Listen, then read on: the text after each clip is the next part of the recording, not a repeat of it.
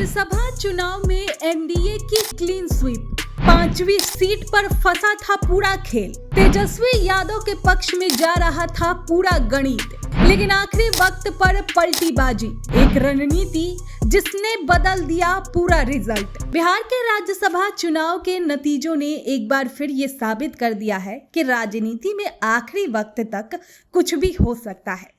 बिहार के राज्यसभा चुनाव के नतीजे सामने आ चुके हैं और एनडीए ने 5 सीटों पर जीत दर्ज कर ली है। लेकिन ये सिर्फ एक चुनावी जीत नहीं है, बल्कि एक ऐसी राजनीतिक कहानी है जिसमें आखिरी वक्त पर पूरा खेल ही पलट गया। खासकर वो 5वीं सीट जो लंबे समय तक एनडीए के हाथ से फिसलती हुई नजर आ रही थी, जहां चुनावी गणित पूरी तरह से महागठबंधन के पक्ष में जाता दिख रहा था और तेजस्वी यादव की रणनीति लगभग सफल मानी जा रही थी। एआईएमआईएम के समर्थन और बीएसपी के साथ आने के बाद आंकड़े इतने साफ हो चुके थे कि आरजेडी की जीत लगभग तय मानी जा रही थी।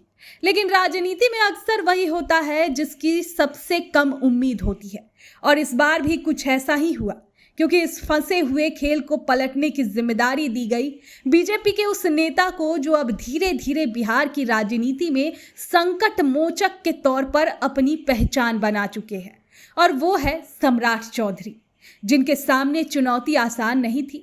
एक तरफ अपने खेमे को पूरी तरह एकजुट रखना और दूसरी तरफ विपक्ष को मजबूत होते समीकरण को तोड़ना। लेकिन यहीं पर उनकी असली राजनीतिक समझ सामने आई। उन्होंने इस पूरे चुनाव को सिर्फ नंबर गेम की तरह नहीं, बल्कि एक रणनीतिक ऑपरेशन की तरह लिया। लगातार बैठकों का दौर चला, सहयोगी दलों के नेताओं से संपर्क बनाए रखा गया, हर विधायक पर नजर रखी गई और यह सुनिश्चित किया गया कि एनडीए के अंदर किसी भी तरह की टूट ना हो।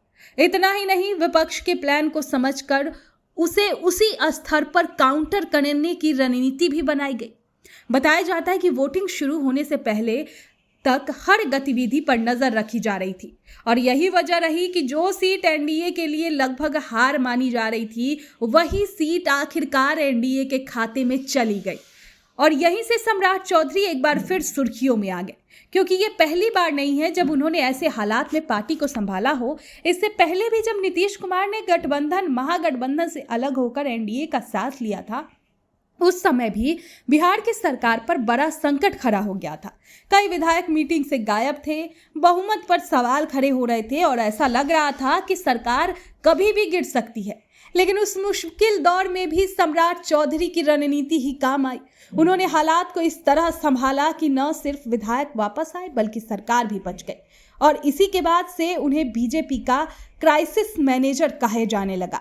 और दिलचस्प बात यह है कि एक समय नीतीश कुमार के खिलाफ बेहद आक्रामक रहने वाले सम्राट चौधरी आज उनके सबसे भरोसेमंद सहयोगियों में शामिल हो चुके हैं, और दोनों के बीच की केमिस्ट्री अब बिहार की राजनीति में चर्चा का विषय बन चुकी है।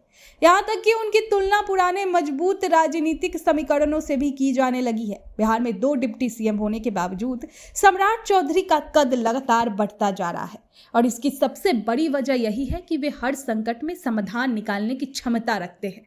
यही कारण है कि बीजेपी का शीर्ष नेतृत्व, खासकर नरेंद्र मोदी और अमित शाह, उन पर लगातार भरोसा जताते रहे हैं। अब राज्यसभा चुनाव में एक बार फिर उन्होंने ये साबित कर दिया है कि वे सिर्फ एक नेता नहीं, बल्कि एनडीए के सबसे भरोसेमंद संकट मोचक है। और यही वजह है कि अब सियासी गलियारों में ये चर्चा तेज हो गई है कि इस जीत के बाद उन्हें कोई बड़ा इनाम मिल सकता है।